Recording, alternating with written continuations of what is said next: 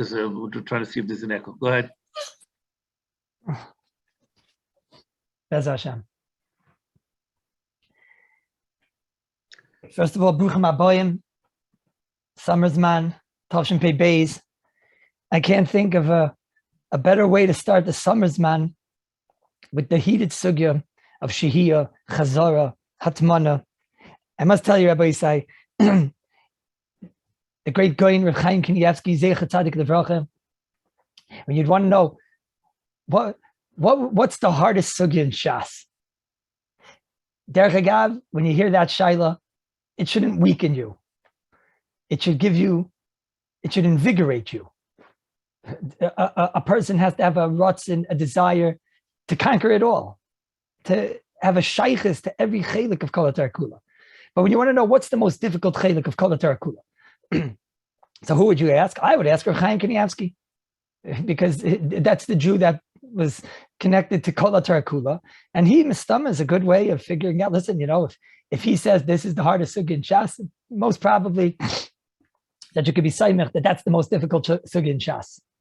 So this shaila, Rav Chaim Kanievsky asked to his uncle who was great, Playmar, the Chazon Ish, and I'll read it to you, Rabbi Isai. Siper Agoyin Rav Chaim Kanievsky Shlita Zechrona Levracha. B'Yaldusai, when he was young, Shoel es Moron a Chazon Ish Zecher Tzadik Levracha. Ma'u haperek hachi kasher b'Shas. What's the most difficult sugya of Shas? Ona lo Chazon Ish perek kira. The perek that we be'ezus Hashem will be learning Tavshin Pei Beis, as now Rav Chaim Zechrona Levracha will be a melech yosher for us in Klal Yisrael. And certainly it was Yedua, his incredible chavivis and ahava that he had for the Aguda, and specifically in the beginning when this all started. I don't know if the other remembers, but I got a bracha from Reb Chaim for the koilel, and now you see that koilel Baruch Hashem has expanded. It's almost alive now, Rabbi Yisai. It's a lebedik koilel now, and Baruch Hashem, we're going now. We'll have halavai. We'll have the siyata d'shmaya that the melech yosher of Chaim will be melech yosher to help us through this most difficult sugya. The fact that it's difficult, Rabbi Yisai, shouldn't scare you off. It should just invigorate you and get you more excited. You look in the Pri Megadim in the beginning of Kira, you have a little bit of the same gefiel. The Pri Megadim is a sefer called the Rosh Yosef. In the Rosh Yosef, that's his Chedushim on Shas. The Pri Megadim writes, Ha'omer ani, ha'oni, the poor. We should be as poor as the Pri Megadim. Omer ha'oni ha'koisef, dinei SHIHIYA atmana ar keharorim atluyim b'saira. When it says that the dinei Shabbos, the harorim tuliyim b'saira, they are extremely difficult to grasp. It's a reference to, says the Pri Megadim, the dinei SHIHIYA atmana umaya deredifi inu. It's dangerous waters. I don't know what I was thinking to try to explain this and what I was makabel on myself. I ask everybody in Shalom, and so do we. Help us and direct us. And Alavai will be directed to the limud ha'emes. And Rabbi say, Baruch Hashem, I found out who the great Geonim are that are going to be giving the shir, that are going to be helping us together to understand the sugya. And Baruch Hashem, HaKadosh Baruch Hu, the Heilige Bashever, has already given us the Ezer to be madrich us in the Netziva Yosher with these great Talmidei Chachamim. Every one of them is mamish lemoifis, and Alavai will be zeiche to understand the sugya of SHIHIYA, Chazara, Hatmana. They're grace sugya. I was told today maybe to go a little bit easy, Hakdama, a little bit of Hakdama. I'm not sure if I'm going to listen, but I'll try, Rabbi Isai. So let's go, Bez Hashem, a little bit of Hakdama of what we're talking about over here. And and therefore if you hear Kama V'Kama Hakdamas, you're hearing from each and different Shirish and Hashama, my Shirish and Hashama, and the other great grace of Talmidei Chachamim, how they have akdamas. Everything is kulay lerevach. Everything can help us to get into such a difficult sugya. What is SHIHIYA? It's very important to realize that before Shabbos, one is be'etzim, certainly minat Torah, allowed to do anything before Shabbos. For example, you're allowed to have a sprinkler system that you set before Shabbos, and it's going to go on Shabbos. It's a Mishnah in Shabbos on Daf Yud Zayin, and there's no problem. Shabbos comes, there's an Isser of Malacha on Shabbos. But if you set a system before Shabbos, how do you have a light on, Rabbi Isai, on Shabbos? How do you have an air conditioning going on Shabbos? There are very big shilas about maybe Maris Ayin and Avsha Milsas. Certainly when air conditionings came out, the shaila was when all of a sudden, boom, an air conditioning went on and somebody was walking by. Maybe it was chayshid, hey, what's going on? Somebody must have just turned on the air conditioning. And that certainly was a big shaila when these things came out. But ba'ifin ekroni, in general, anything that's done before Shabbos is permitted as long as you did it before Shabbos. It's allowed to continue on Shabbos. In that vein, it should come out the same thing that before Shabbos, a person's allowed to take a chalent, a raw chalent. Chalent is the sugi de kala, the oichel de kala, the oichel of our sugi is going to always be chalent. He's allowed to take a chalent on Erev Shabbos, put in the raw barley, put in the potatoes, put it on the fire, and let it cook. Why is he making the chalent on Thursday night? To feed a bunch of hungry bachrim. Friday afternoon, 6 o'clock, 6:30, he'll put in the chalent right before Shabbos. No, an hour before Shabbos, he's anyways not having the chalent until tomorrow. And let it cook. Right? Maybe if it'll be cooked by 12 o'clock tonight, he'll have a midnight snack. No problem. Derech Agav, and very important Hakdama, you have to remember what we're talking about are the Drabanans. In every stage that we're going to discuss, we have to make sure that we always keep in mind, is that which we're dealing with cooked or not cooked? We're going to have to come back to that. But this year, he makes sure 6 o'clock in the afternoon, he puts up his chalent, it's cooking, 7 o'clock, 8 o'clock, 9 o'clock, by 12 o'clock at night, he has a cooked chalent. Minatayr, there's absolutely no problem with that. Kavod Shabbos, Oinik Shabbos. Came along Chazal and said a new Isser, the Isser of SHIHIYA. That Isser of SHIHIYA was that you're not allowed in certain situations, in certain Eifanim, to allow for food to be cooking on Shabbos, even though you're not doing anything. And you did it all before Shabbos. The sprinkler, you can allow it going before Shabbos. The light, you can turn on before Shabbos. But there's something specific about food. What's the pshat? What are we worried about? That you can't have food on an open fire cooking before Shabbos. What's this all about? Does this have what to do with bishul? Doesn't make sense. Why should it have anything to do with bishul? As long as you're not bishuling on Shabbos. And Hanami, if when you take off the lid of that chalent at 8 o'clock at night and you see it's not fully cooked, to take that lid and to put it back on, that is an Issa Deraisa according to Kimat all the Rishayim and the way we pass in Lalacha. Why? Because now if you would leave off the lid, the chalent would take another 5 hours to cook. If you put back the lid on right now, it'll take another 2 hours to cook. That's Kiruv Bishul, the worst kind of Kiruv. You're making it cook faster. So you're causing it to cook. You're going to say that's a grama, but Rabbi say all of cooking is a grama. So vice versa, that's a garmi, or bishul is bahachi chayv rachmana. That's the way the Torah was mechayiv when it came to bishul. But upon him, in my case, I didn't do anything wrong. I put up the chalent at 6 o'clock. I let it cook. I'm not taking off the lid, and I'm going to let it cook to 12 o'clock at night. Min Torah, that should be mutter. Came along Chazal, and this is the first of our Yisurim called SHIHIYA. And Chazal said you're not allowed to let it remain on an open flame, on even from Erev Shabbos, and let it cook on its own on Shabbos. What's the reason why? So here comes along Rashi, Oneb in the Perek, and Daf Lamed Vav Amud Beis, and Rashi says, Shema yechate b'gechalim. Chazal tell us that the person, he might come to stoke the coals. In those days, that was the system that they used to cook with, the barbecue system. We'll talk obviously how this applies to modern day. That's obviously what we're going to get to, Bezos Hashem. But how this, in those days, they cooked on a barbecue system. The fire was in the coals were red hot coals. And a person, inevitably, he gets nervous when it comes to food. In Yiddish, that them geriefen the mensch is sehitzt. You call him a sehitzt mensch. He's nervous. He's nervous. He's worried that what's going to be with his food. Of course, it's coming from a good place, L'Shem Shamayim, and Tafes the chalent, L'Shem Shamayim. So he wants to make sure that he's going to have chalent for Shabbos. He's going to look at the chalent. He's going to get nervous. Maybe the chalent is not going to get cooked. So what's he going to do? He's going to see perhaps the coals. They're going to perhaps go out. So he's going to start stoking the coals. Shema yechate b'gechalim. And that B'tzoi Chazal said, we got to keep this person out of the kitchen. We have to do something that's going to advise to us and show to us that he is no longer sehitz, and he's not going to come to stoke the coals. Chazal, right away, they said, therefore, you can't leave food on an open fire. We don't know yet which food, cooked food, not cooked food, but we see the chashash that was not because, of course, there's no problem in having something cooked on Shabbos. As long as you don't cook on Shabbos, there's no problem. But you can't be doing a maisa. If you didn't do it a maisa and you did it before Shabbos, there's no problem. But Chazal are concerned that situation is going to make a person sehetzt. and he's going to be nervous, and he's going to come to stoke the coals. And this, Rabbi Isai, I would like to impress upon you, this has nothing to do with Bishul. We're going to see that there are shitas. In other words, this has nothing to do with Chazal are afraid he's going to come he's going to be over on Bishul and cooking. In essence, we'll see there's different shitas. The Olam already started seeing this Chananya, this Rabbanan. For example, the shita of the Rabbanan, which Be'emes is the shita of the Shulchan Aruch, is that you can't leave on the fire even a cooked cholent. This has nothing to do with if it's cooked before or not cooked before, maybe because it's not cooked. Comes along the Chachamim and he says, listen, even if the food is cooked, you still can't leave it on the fire.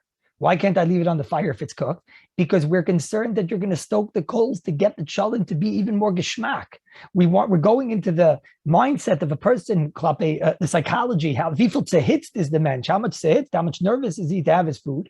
And if this person is nervous that his food is not going to get cooked, he's going to come to stoke. Maybe because stoking was something which was very simple, like you see in Yeridei and Simon Pei Zayin, and Sivav and the Ramah over there and Rebbe Kiva, that it was a normal common thing that a person would just go by the barbecue and he would just stoke it to get to flare up the fire. What happens if you flare up the fire? If you flare up the fire, you're over an avara. And Chazal were concerned that you're going to come to stoke the fire in order to get, again, even possibly according to one sheet in the Gemara, fully cooked food, you're going to want it to get even more geschmack. You're going to be said that you should have a geschmack at cholent. So much so, there's another sheet in the Gemara, which we're going to see obviously, which is the sheet of Hananya. Then he says, no. A person is not sehitzt once the food is already Michael ben Drusai. Michael ben Drusai will touch right now very vaguely as once it's edible, somewhat edible. And once the food is going to be somewhat edible, we say that he's not sehitzt. Interesting. In other words, once it'll be already, let's call it a third cooked or a half cooked or something like that, it's somewhat edible already. So then he's not nervous because it's going to cook on its own. So you see there, the opposite. You see, even though it's not fully cooked yet, but he's not going to be sehetz because he knows once it gets to a half cooked, a third cooked, I'm not worried what's going to be the worst situation that it doesn't cook. So then I'll have it in this state. It's still edible. He doesn't get sehetz.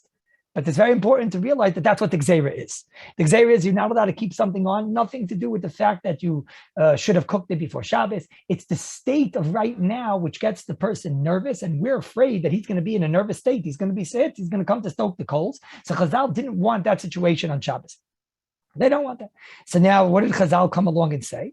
Chazal came along and said, look, if you do some type of action which will show us that you're not in the cooking state, and we'll see in a moment, it's a psychological thing. If you show us, let's say, for example, Chazal could have said, if you take the apron and the cooking hat and you hang it in a way which shows that you're not cooking anymore. So then that would show us your mindset is I'm not in the cooking process. Once I'm not in the cooking process, we're not afraid that you're going to come to stoke the coals. What was the removal of the apron and what was the removal of the chef hat that Chazal did and said is going to show us that he's not in the cooking process. And listen carefully to my words, Rabbi Isai, because we're going to see the common understanding of a blech and of all of that which is going to enable him to keep the food on the fire is most people, if you ask them, they say it's a hecker. It's a reminder, it's nicker. He puts a blech, it reminds him, right? We're going to see in the Lashonis of the Rishonim and certainly in the Lashonis of the Mishnah Berurah that it's not true. And that Chazal wanted to make sure that he is not nervous and that he's shown us that he's done something which shows that he's been Mesiach Das and that he's lost his intention of stoking the coals. He's out of the cooking process. Mesiach Das from the cooking process. Chazal didn't say hecker. We'll see maybe there's some Rishonim that say a lashon of hecker, and we're going to have to explain that. But it seems to be that it's not even enough a hecker. It wasn't enough here that a person should write on top of his cholent, Shabbos, don't stoke. That won't be enough.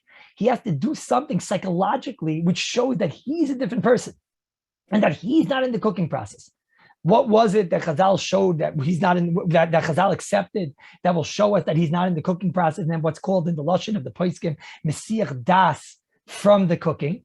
So that's ketuma, that's grufa v'ketuma. What is grufa? It's a simple pshat in grufa is simple. It means that there's he took out all the coals. Obviously, if he took out all the coals, in other words, he takes out all the coals from the barbecue and he's just leaving it in the hot area, he's certainly showing us that he's been Mesiach Das and he's not in the cooking process. He shows us Now, what were you worried about? That he's going to be sehitz, he's going to come to stoke. Well, he can't stoke. But it's very interesting. Isn't this the most pasha thing in the world? What's the chiddush over here? If there's no coals, obviously he's not going to come to stoke because there are no coals. So what exactly does this mean? This is like the heter that Chazal gave. Chazal gave a heter that you make sure there's no coals, so then there's no problem. Am I not allowed to leave my food on the counter because one time it was on the coals? What exactly is the chiddush in this? So l'chayra, it's a little bit, as we're going to go along, Bez Hashem, we'll see. It can't be that the pshat in Garif means that he totally shoveled out all of the coals. And Rabbi say it's muchach like that it can't be like that. First of all, that it wouldn't be a heter of Chazal. Chazal came along and said, a heter, if there's no coals, there's no problem. Shkoyach. Well, obviously, Chazal are going to tell me that I can't have cholent on the countertop because once it was in. What is Garif? HaRav, you see Rabbi say later on that we're going to see that there are different types of There were different types in the times of Chazal of cooking ovens, apparatuses. There was what was called, I don't want to say the word tanur, because in Hebrew, in modern Hebrew, a tanur is an oven. There was something called a kira, which the Olam learned already, is a place that you could seem to put 2 pots, and that was one level of heat. Then there was a kupach, looks a little bit like our crock pot. We're going to have to discuss that, which had its rules. And then there was something which was very, very hot, which was called a tanur. And there it was mamish, a very concentrated heat. There was what was called in the Poskim Choymay Rav. Now, in the times of Chazal, there was something called a kira, and a kira, it worked to do this process of grufa, ketuma, to enable him to retain, to allow the food to remain on the fire from when Shabbos comes in. And then there were certain things you could do, like grufa, ketuma, to show that he's not in the cooking process. However, if it was a tanur, Chazal came along and said that if you have a tanur, which is Choymay Rav, the heat is so intense, then it doesn't work these ateirim of grufa v'ketuma. That's what it says. And that we're going to have to obviously translate into our modern day apparatuses and mitzvah shem. That's what we're trying to get to. But Rabbi say, Chazal came along and said, if you have a tanur, some type of extremely hot matziv, whatever this thing is, so then grufa doesn't work. Rabbi say, if garif means to shovel out all of the coals, so then what's the problem? What's the whole problem over here? Why we think the person, when he sits, he's going to come to stoke the coals, and therefore we want to keep him out of the cooking process. So therefore, do garif. But in a tanur, it's too hot. You can't even do garif. What does that mean? If there are no coals, so then what's the problem? What could he possibly do? Let's say he's nervous. He could be nervous all day long. He's just going to start banging around in the oven. So what could be the problem when you do grifa? If grifa means shoveling out all the coals, what could possibly be the problem? It's vice dice. And this talk you see in the Mishnah Berurah, Nar Siman and Reish and Gimel Tzivkat and Chav Beis, when he's describing it. Lashon is the Mishnah Berurah over here. He says, "Afilu mugoyrif." He's talking about a tanur. Mimneisha goyrif ain't a goyrif ela roiva eish atzma. Iefshesh le'tishayir nitzitz echad. There's always going to be one spark that should give us all chizik, Rabbi say. There's always going to be one nitzitz. The point being that you can never do a total job of a grief. Anybody who saw an Erev Pesach, the matzah oven, understood if I was involved in kashering the matzah oven. So the melee, you see clear, you have to take the coals and you have to move them to the side. It's very difficult to get all of the coals to the side, etc. So we're afraid, at least in a tanur, that if he's going to do grief, he's going to do shoveling out, he's going to inevitably leave over some of the coals, because it's impossible to be goyref all of the coals. And once you're going to goyref only some of the coals, so then we'd be nervous that still, if the Choymay is Rav, he's going to come to stoke. Mashenkein, I guess, in a kira, where the Choymay is not as Rav, you're going to go and move over most of the coals. You're going to get all the coals out of there, kimat. Elamai, 1 or 2 coals, a few coals will be left. Those coals are very insignificant and they're small. That has shown us that he is out of the process. If he went and he moved all the coals, he's obviously not in the cooking process. But again, that just shows you a bite side. It's not the pshat that it's impossible to stoke at that point. But he's done an action which shows me that he's no longer sehitzt. He's no longer in the cooking process. He's taken the shefat, he took the apron, he's hung it up, and now he's no longer going to stoke. He showed me he's not in the process. So even if there are coals, he showed me he's not in this cooking process. And that's the heter of grufa. The maisa. How does ketuma work? So ketuma means, it seems to be that they were sprinkling some type of ashes or some type of afer or something on top. It seems to be also that they didn't totally cover it and smother it and put out the fire. And now you for sure understand this. And this is really what the Mishnah Berurah explains in Tivkot and Yedalid, Mishabur explained that when I'm going to take ktima, I'm going to cover up the coals. So then anybody who is in the cooking process would never do such a thing. If somebody is in the cooking process and he's still concerned that his food is going to get cooked, then he would never go and cover up the coals and smother them and cause them to possibly go out.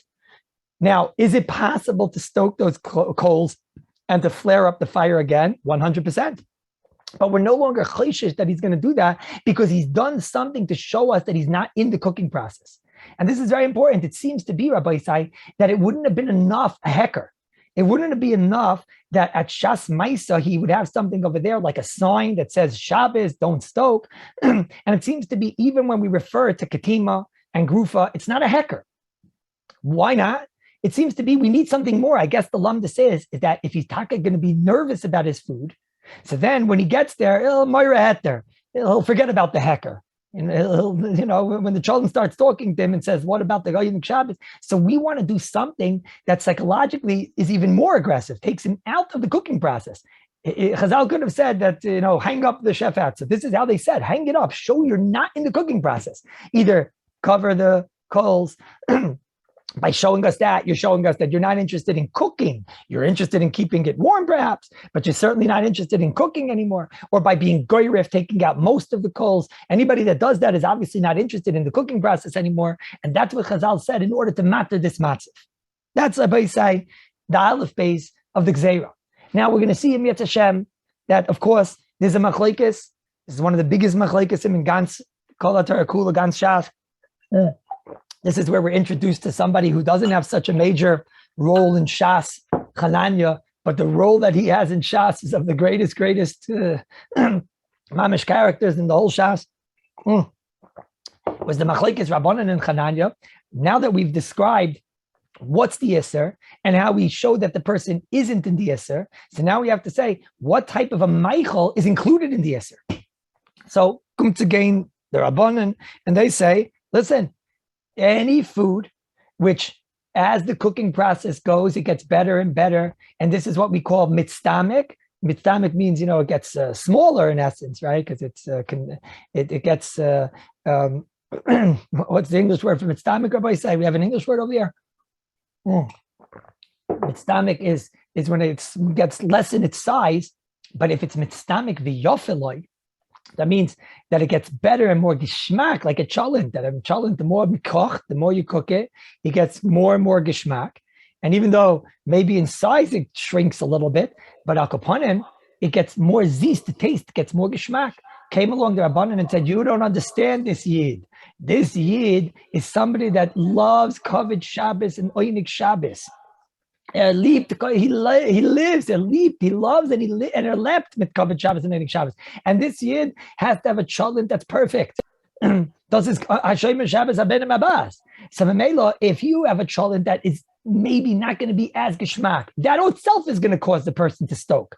So came along the Rabbanan and said the only thing that you can leave on an open fire is something that when you leave it there, it gets worse. It gets worse. And if you're going to leave it there, you're definitely not going to come to stoke it, because if you flare up the fire, all that's going to happen, let's say you take a potato kolo and you leave it on an open flame, on an open coals. So what's going to happen when you stoke it? When you stoke it, is it going to get in a chanami? It's going to cook faster, but you know what you're going to do? Inevitably, it's going to dry out and it's going to get worse. So the Rabbanan came along and said, "Mitztamik v'yafaloi." That's usher. That's also, even though it's fully cooked, Rabbi Isai, it's fully cooked before Shabbos. You have your children fully cooked before Shabbos. Came along the Rabbanan and said, you have to do one of the previous eitzes. You have to show us you're not in the cooking process because we don't trust you, because you love covered Shabbos and you're going to come to stoke the coals. Comes again Chananya and he says, no, a person only stokes the coals when he sehits that he's not going to be able to eat. But once it's already Michael Ben Drusai, now there agav, wusste the Hilchos of the mensch, the Michael, this Drusai fellow. This Ben Drusai character was a ganif. He used to steal. And Mamela, when he cooked his food, he couldn't have the fire going for a very long time, because then the cops and the establishment is going to find him. So Besai, he's going to have to cook his food very, very quickly. And he puts it out. Once it's edible, he eats it. No. What's the reason why Chazal said when the food is Michael Ben Drusai, so that's already enough edible, so Ginuk Shoin edible, that person is, we're not worried he's going to go and stoke for the Michael ben Drusai. Because once it's Michael ben Drusai, the food already achieved a certain amount of edibility. So then we say he's not so nervous because he knows at least he has food for Shabbos. They'll remember Shabbos. We're dealing with a from Yid over here, don't forget. What's the Hilchos of this ben Drusai? Why didn't Chazal just say it's edible b'shas chak? Why didn't Chazal say those words? I guess if they would have said it's edible b'shas chak, you would want to know how much it is. You wouldn't know, is it a third or is it a half? Now that they said it's Michael ben Drusai, so now you know what it is. By the way, what is it? Oh, it's a machlekes rishonim. What exactly ben Drusai used to eat? Was it a third or a half? And Mr. Shem, we're going to have to talk about this. But anyways, so once it's a half cooked, third cooked, there's a totally separate machlekes, which is unrelated, is once a food is half cooked or third cooked, the hainu, it's ben Drusai, am I allowed to put it back on a fire and get it to cook from a third to fully, or from half to fully cooked? Kloimar, when something is edible b'shatz chak, is the accomplishment of cooking it now considered bishul? Do you know that some of the Rishonim hold that once it's half cooked, that's it? That's it. Nobody likes to eat it like that. Doesn't matter. And the accomplishment of bishul of the Mishkan was a total bishul, going from inedible to edible. But if you're going from edible to really edible, that might not be called bishul. Half the Rishonim hold like that. We're machmer on that shiloh. It's a shiloh derais. It's machlekes Rishonim, Rashba, Rambam. We're going to talk about this, or we did talk about it actually when we learned Shin Yud Ches. Maybe we'll do a little bit of a chazara, but Akopanim, that's a totally separate shaila. Now we're not dealing with the shaila if it's called bishul or not bishul. Even if you hold like the Rishonim that hold it's already bishul, or even like you hold like the Rishonim that's not bishul, you have a totally new shaila.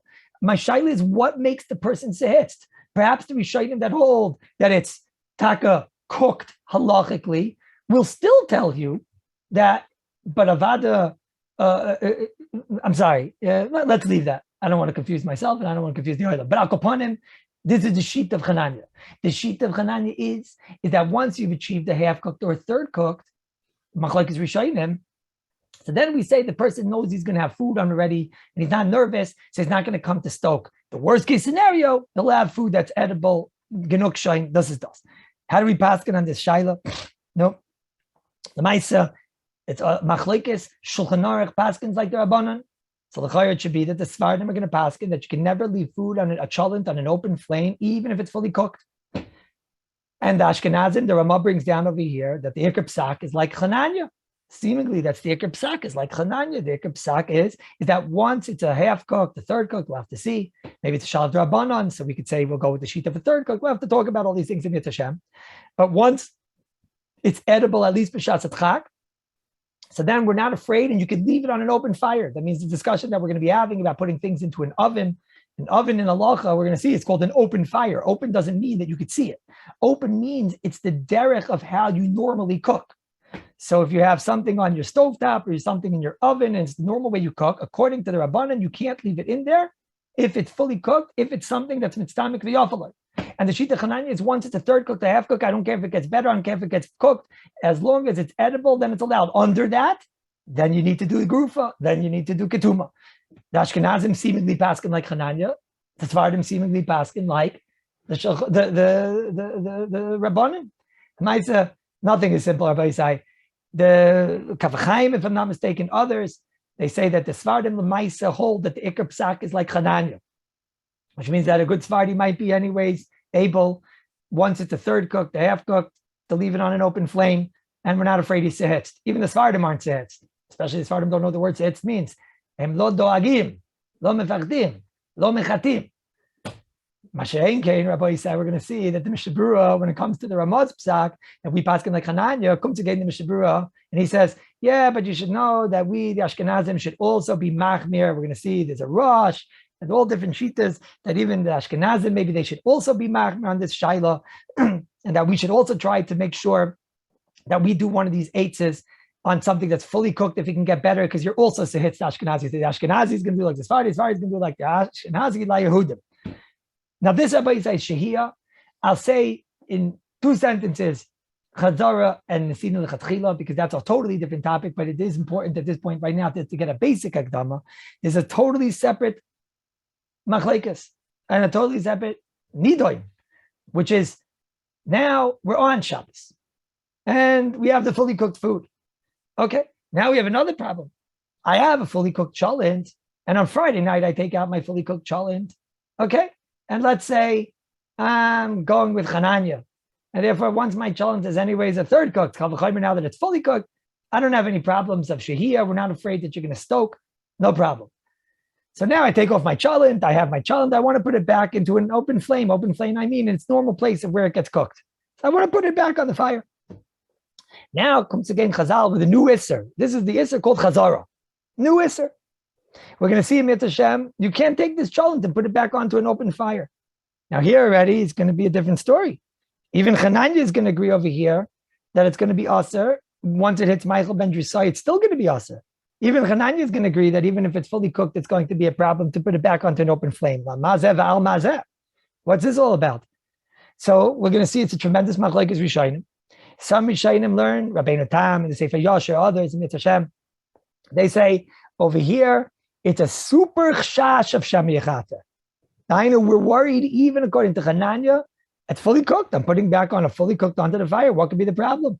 Even Chananya is going to agree, no, you have to do something to the fire. Why? Because you're still Shamichata. What do you mean Shamichata? What's the problem? It's fully cooked. No, but you're showing us that you're interested in having hot food because on Shabbos, you're showing us you're nervous. Until now, we didn't know you're nervous. Oh, but now we see you're nervous, so you're going to want to have hot food. So you're doing a maisa? So therefore, Chazal came along and said you must cover it, or ketuma, or krufa, or do one of the eights to show that no, you're not in the cooking process. That's the way some Rishonim learn. The more prevalent mahalach, which is brought really in the Mishnah Berurah and others, is that Chazara is a totally different zera, which has absolutely nothing to do with Shema Yechata. It's mechzik mevasha. Looks like cooking. I see a fellow on Shabbos taking a child. I know this is true because about a month ago, my daughter, she's 6 years old, and she says, Tati, why are you taking the cholent and putting it back onto the fire? You're not allowed to cook on Shabbos. So I got enough from the godless of the understanding of Chazal that it looks like bishul.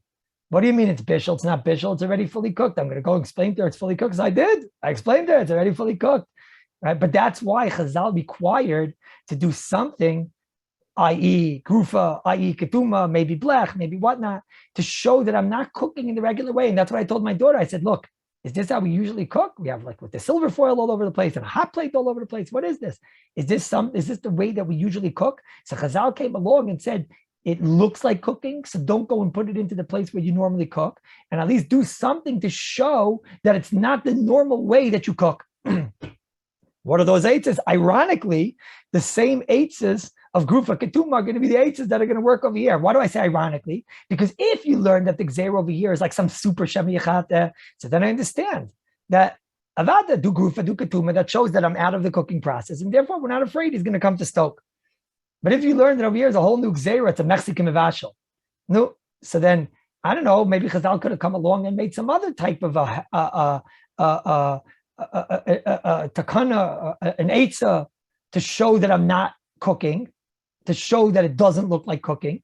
Right? Maybe Chazal could have done something to show, maybe Chazal came along with the same thing. This also makes it look like you're not cooking. When you goyrif it, you're koitim it, and we'll see with the modern day terminology that is, Bez Hashem. And this is even by mitztamik v'raloi, Rabbi said. Even when something is mitztamik v'raloi, that before we said he's not going to come to chata, but over here when it comes to chazara, he will. Then there's a third thing called nesina lechatchila, and that, Rabbi say, is when he takes something that's not even chazara, it wasn't even on the fire as when Shabbos came in. And now he wants to go and he wants to put it on even a garif ikatim. He takes something out of the fridge. He takes schnitzels, which are fully cooked, and he just wants to heat them up. And they're not wet. It's not a shiloh of lach. It's not a shiloh of a chicken soup, which is a shiloh of yesh bishul achar bishul, b'davar lach. He wants to take schnitzels, which are fully cooked, and he wants to go and put it on top of the blech. What's the problem? There's no shemiyachata because there's a blech. There's no mechsim gemavashal because there's a blech, whatever a blech is. Let's assume for a moment that a blech is ketuma or something like that. But he certainly shows us he's not in the cooking process.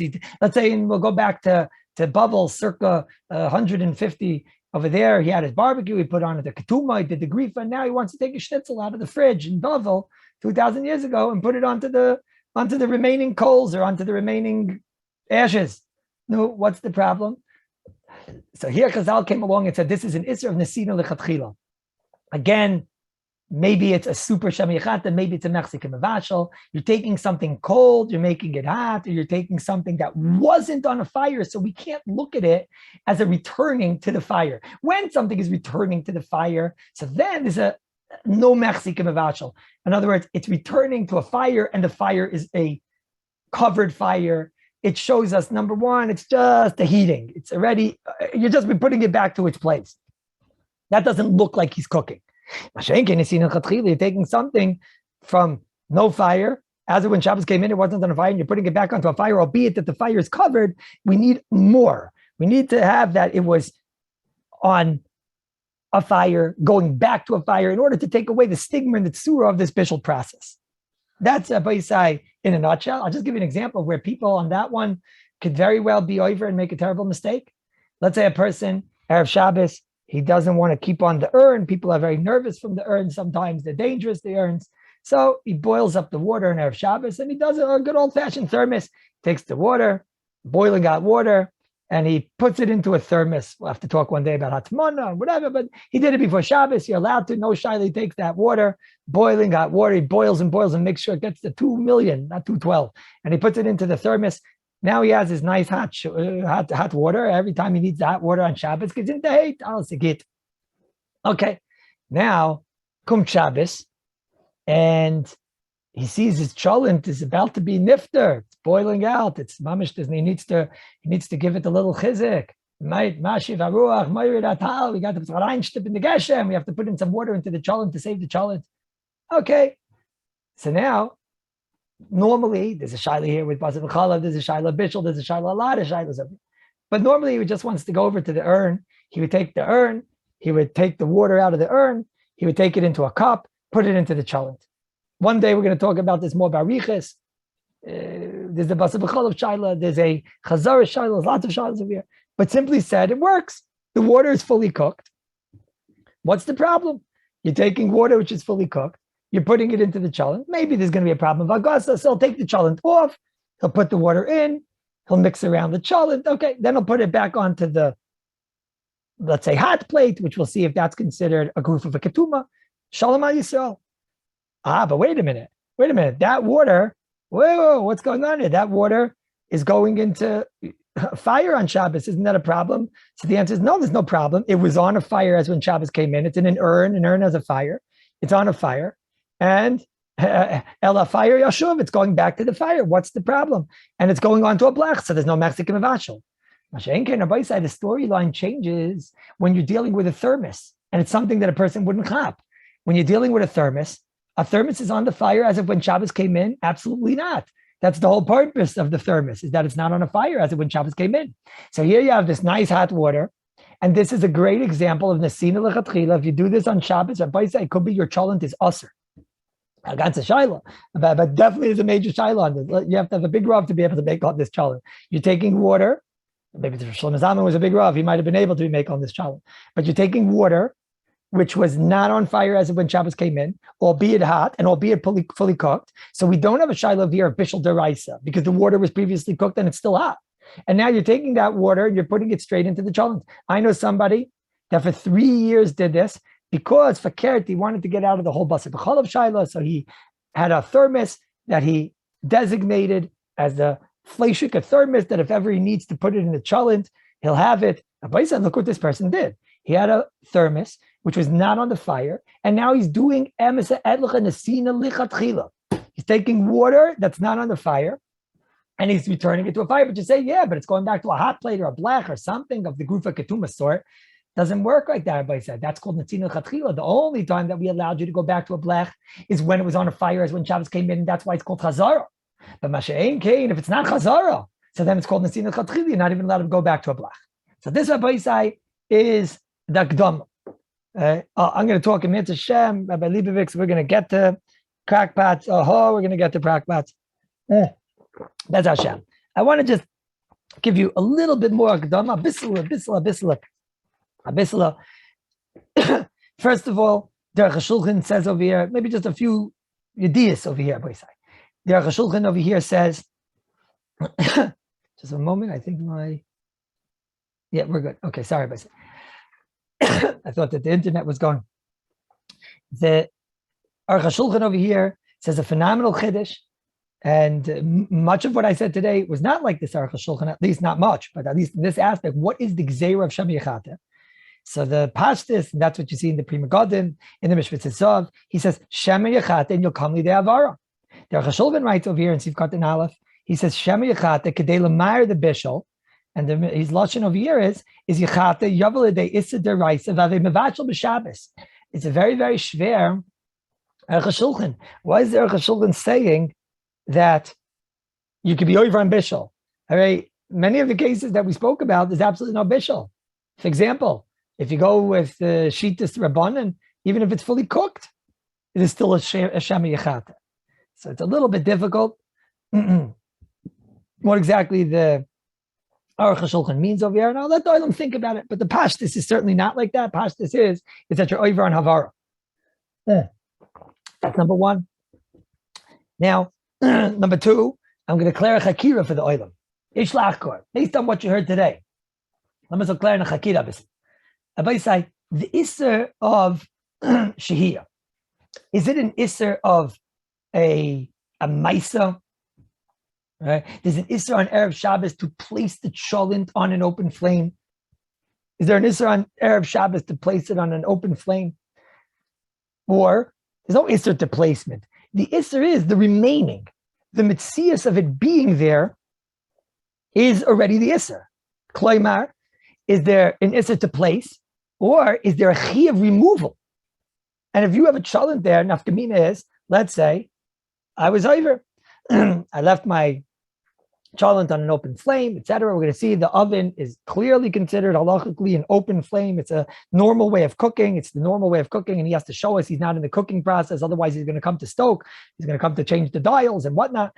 He didn't know this, and he put his, delicious roast. The roast is a mitztamik v'yafalai, and let's say he made it right before Shabbos. He got nervous. He put his roast in, and it's not even a third cooked. So we won't even get into those shitas that we could be mako on. Maybe it's not even a third cooked.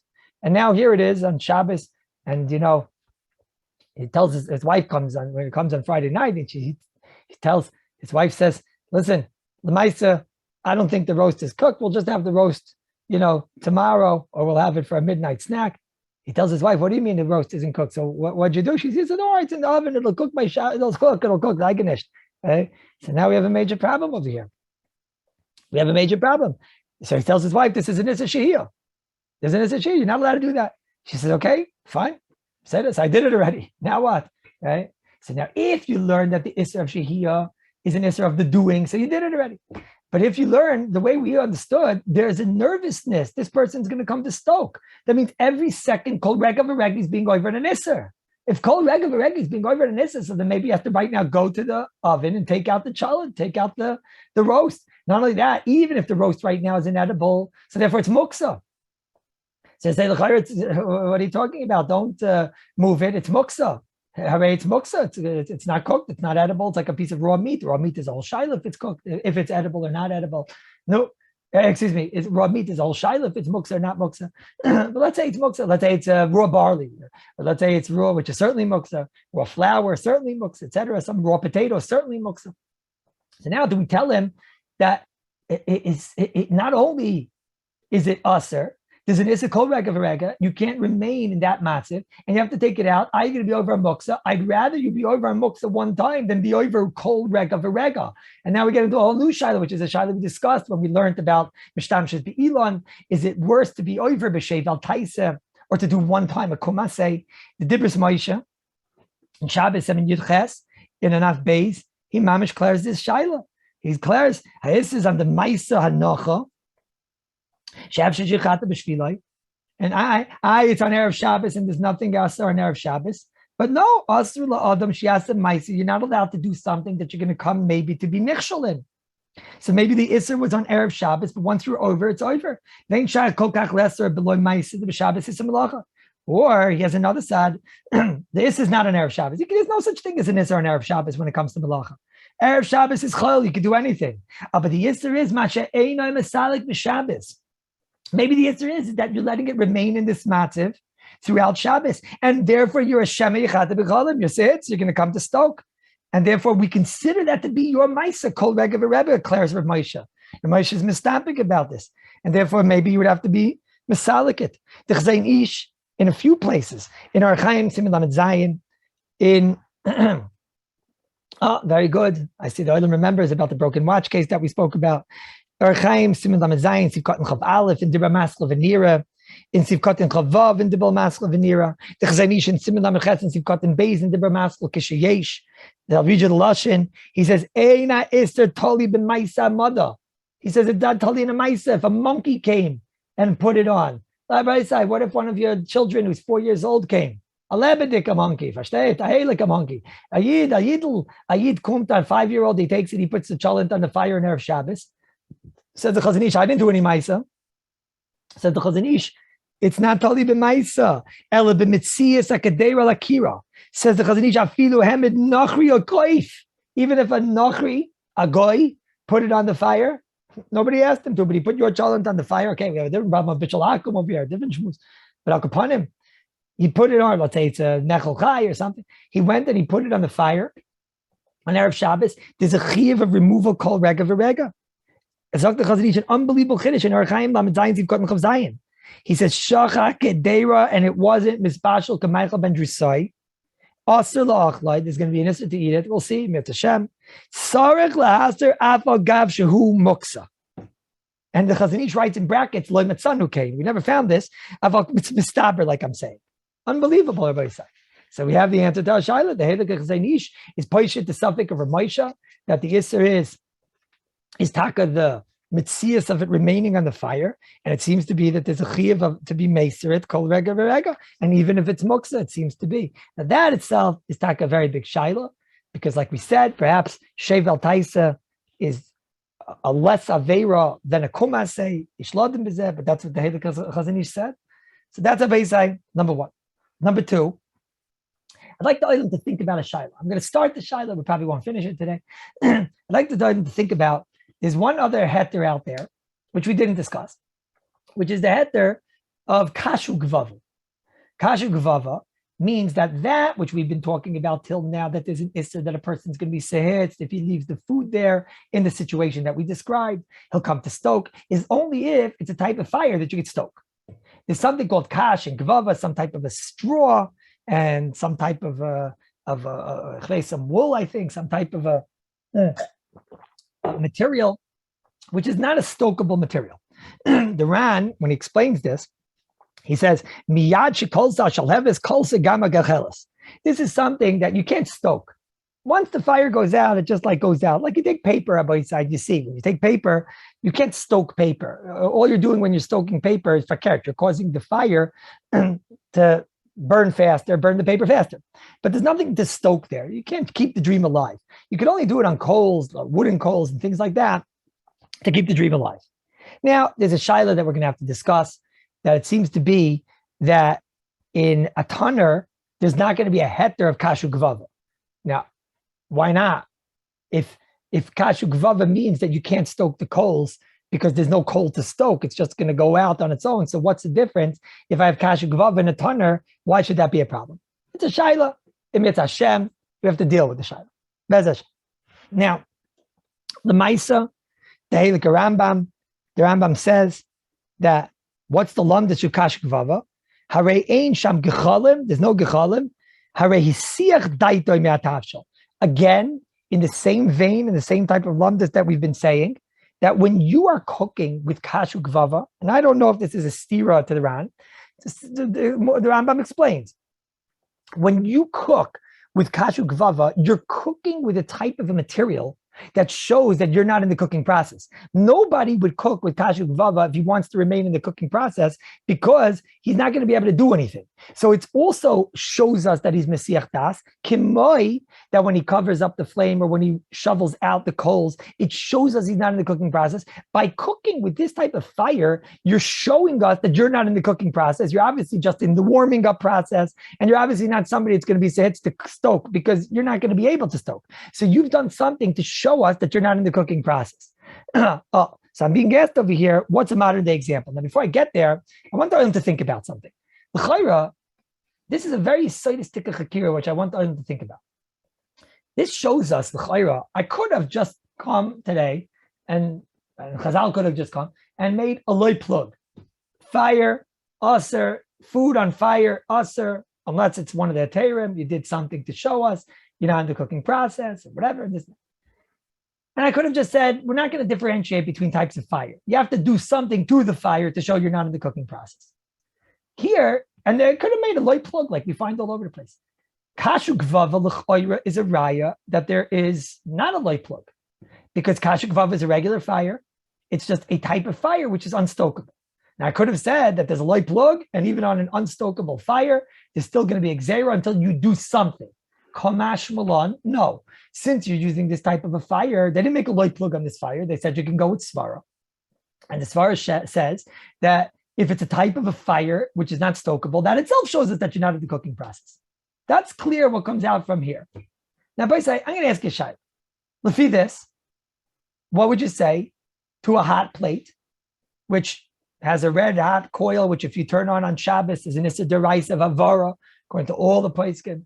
And if you get a guy, you forgot to turn on the hot plate on Shabbos, and you ask a guy to turn on and plug in the hot plate, you certainly over on Amir La'akum because you're asking a guy to do a deraisa.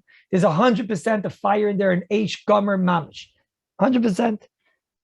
So I have a hot plate, which is a fire Mamish, but it has no dials. It has one setting. My boy say, can I put something, Bain, SHIHIYA, Bain, Chazara, can I put something on a hot plate on Shabbos, on Erev Shabbos, assuming it's fully cooked, obviously, assuming it's coming from a fire, we don't have a problem in the Sino Chatchila, assuming it's, I'm not getting involved if it's a soup which was once cooked. You have we'll give an easy case over here. You have the case of the water, which is in the urn that we say, my cholent. I take the cholent off and I want to put it back onto a hot plate. Can I put it back onto a hot plate? Or can I leave things on a hot plate as when Shabbos comes in? I have a cholent which is not cooked at all.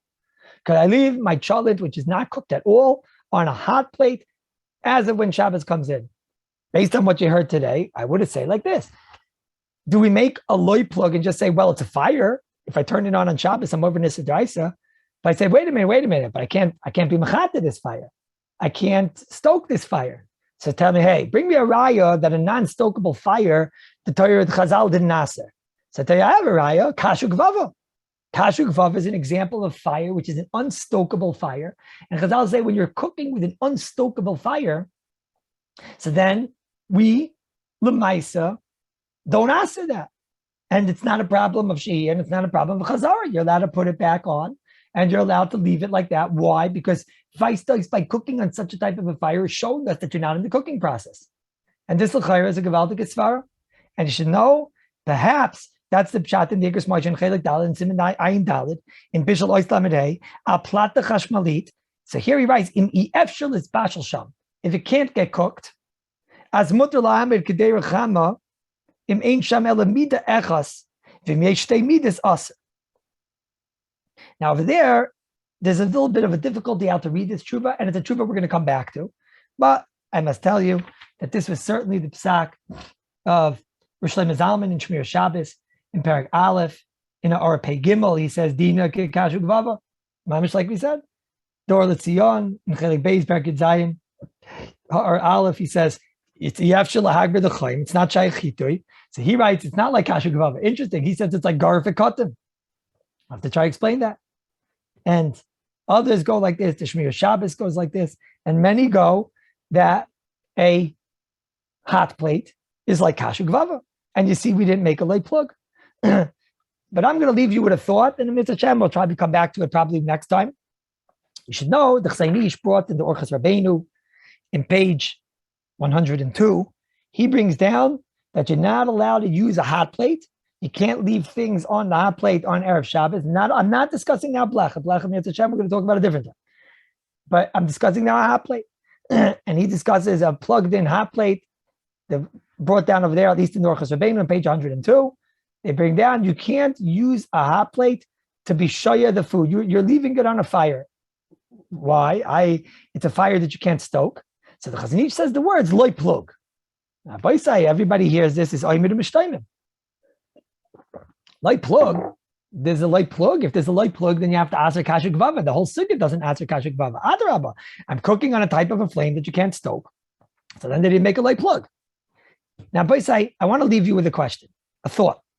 There's a Mishnah Brura in Shin Yuchet Siv Katan Chaf, in the Bir Alacha Siv Gimel. There's a Rabbi Kiva Eger, Daf Lamed Zayin Amud Aleph, that the Mishnah Brura is quoting over there. And I'm going to ask you, which way is this a raya? The Rabbi Kiva Eger over there is quoting a Rashba that's discussing doing SHIHIYA, remaining food, on a toldas chama. You take a blech, a piece of metal, heat it up in the sun, and now, of course, that's not bishul deraisa now. Now you take that blech. Can I put food on that blech on Shabbos? And it's going to make that food boiling hot. Food that's previously cooked, are you allowed to do it, or Erev Shabbos? You're allowed to leave it on Erev Shabbos, on a boiling hot blech that was heated up in the sun. So he brings a rashba over there that says it's mutter. Then Rabbi Kiva Eger says, I'll say even a bigger chiddush. Let's say you take a piece of hot metal and you go and you heat it up with fire, toldas or. Says Rabbi Kiva Eger, even that, his lashon is, yesh lodin, maybe you could be makel on toldas or, that you could take a boiling hot piece of metal, now, not on the fire now, it was from the fire, and now put food on it on Erev Shabbos. And says Rabbi Kiva Eger, and we're not afraid you're going to be mechata. He says, L'shayich shema yichata. And he writes, it's not gara from a kira that's a grufa. And the Mishnah Brura brings all this. He says, L'shayich shema yichata. Now, l'chayra, I would imagine, great, this is a raya, not like the chzainish.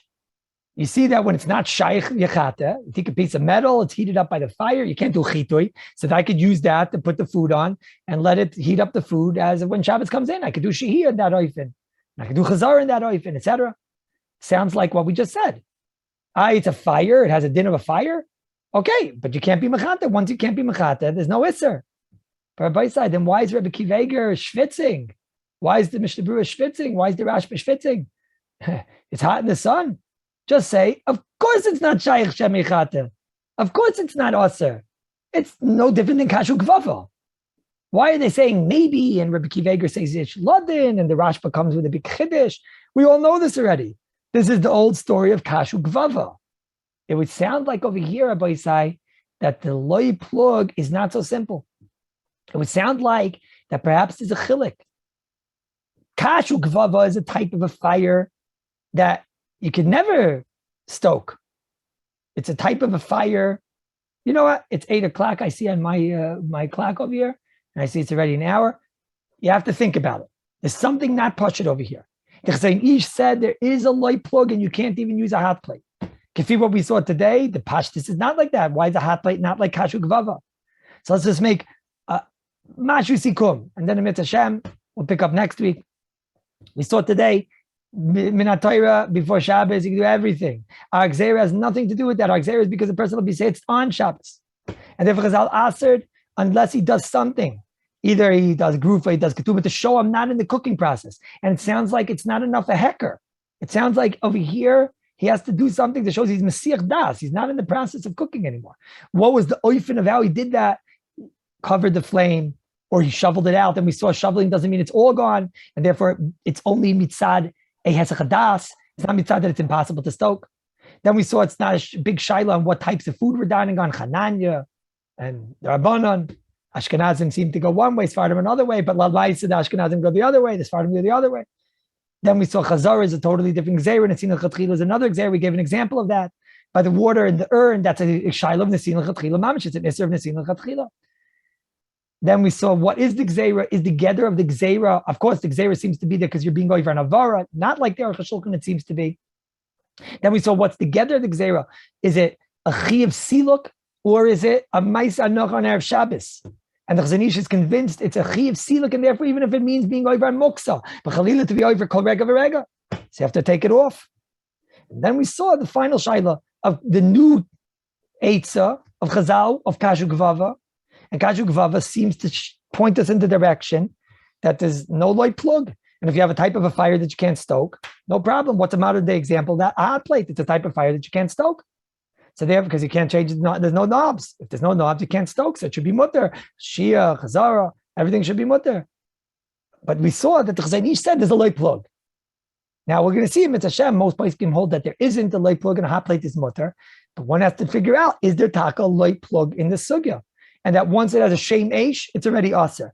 But you can't say that because kasha gvava is a shem eish and it is still mutter. Yet when it came to the shaila of a blech, of a toldas chama and a toldas or, Rabbi Akiva Eiger schwitz to tell us maybe it's mutter. What do you mean maybe it's mutter? It's vaday mutter. Because in the sugya, we don't make a light plug if you can't stoke, so then it's mutter. So why is Rabbi Akiva Eiger bothered so much? It would sound like it's not so simple when we say light plug and when we don't say light plug. Bez Hashem, Bez Hashem, Bez Hashem. We'll continue next week. I hope everybody say that there's a good akdama to the hardest parak in Shas. Now it's not so hard, Bez Hashem. Okay, everybody say. Sorry about the echo.